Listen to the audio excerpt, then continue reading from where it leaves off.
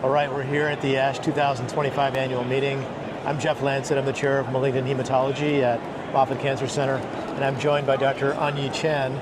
Dr. Chan is an assistant member in the malignant hematology department and one of our leading clinical investigators in acute myeloid leukemia.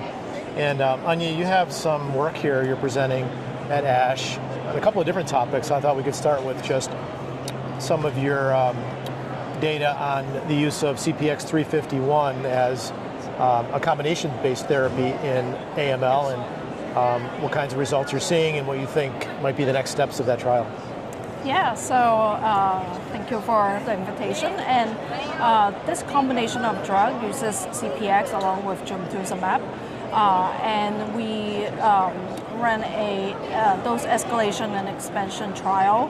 We fully enrolled the escalation now and found that there is a very high complete response rate, over 80%. And of those patients who achieve a CR/CRi remission, over 90% also achieve undetectable measurable residual disease. And what is also very interesting is we found that the subset of patients who have secondary type mutations have about over 73-75% of remission rate as well, which is a lot higher compared to just using CPX alone.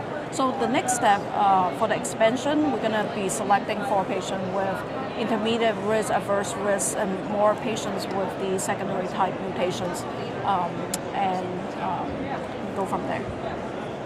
And then just to pivot a little bit, you focus mainly on AML, and it seems like we're in a really transitional period of understanding how to incorporate just a plethora of baseline characteristics, molecular and biologic characteristics of the disease into some type of an algorithm to help us understand how the disease might behave and how we might be able to treat it best.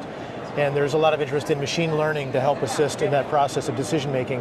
You have an abstract here presenting some outcomes on utilizing a machine learning decision model for primary therapy of AML. Can you just discuss that a little bit and how you see that potentially translating into how we manage patients with AML in the future using this type of model?